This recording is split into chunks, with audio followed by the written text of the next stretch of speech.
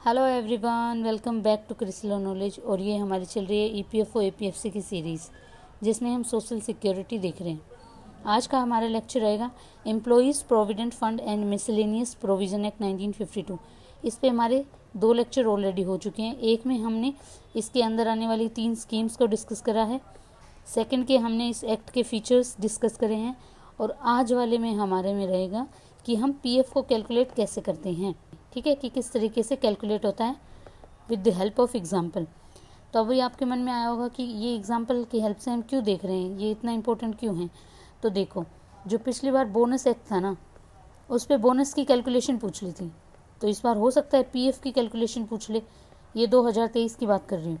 2023 में मैं आपको क्वेश्चन दिखा देती हूँ।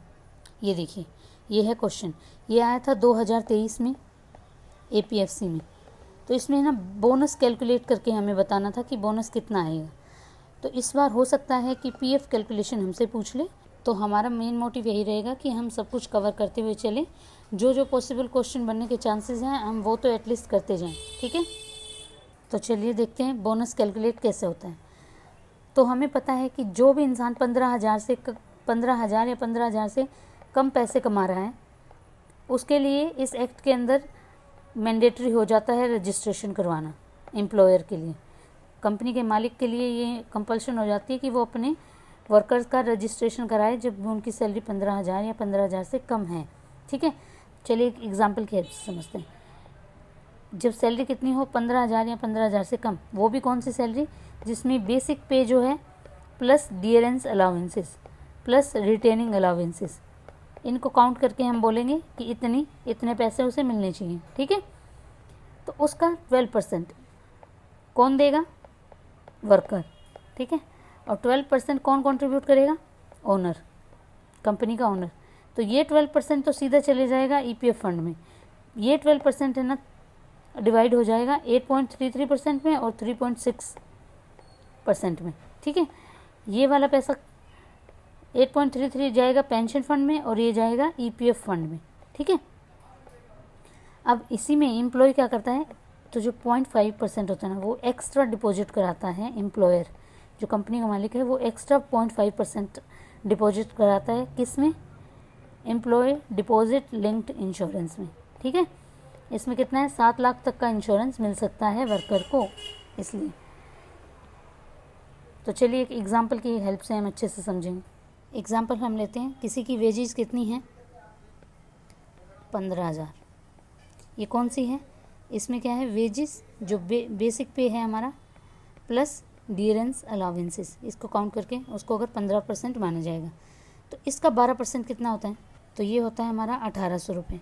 ठीक है, जो हमारा एम्प्लॉय मतलब जो वर्कर हैं वो कितने जमा कराएगा, 1,800 रुपये।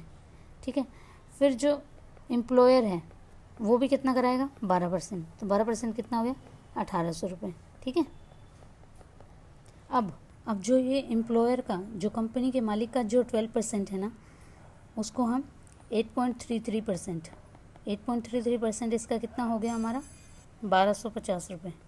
ये कहाँ जाएगा, पेंशन फंड में। ठीक है, फिर इसका 3.67% जो कि हमारा हो जाता है 550 रुपये, ये हमारा किस में जाएगा, पीएफ फंड में।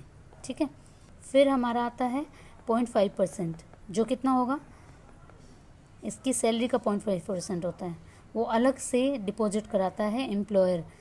तो क्यों अलग से डिपॉजिट कराता है, किस में कराता है, एम्प्लॉय डिपॉजिट लिंक्ड इंश्योरेंस में। ठीक है, ये 0.5% कितना हो जाएगा, 15,000 का हमारा, ये हो जाएगा 75 रुपीज़। ठीक है, फिर इस पे क्या होता है, कुछ एक्स्ट्रा चार्जेस भी लगते हैं, जैसे एडमिन चार्जेस हो गया।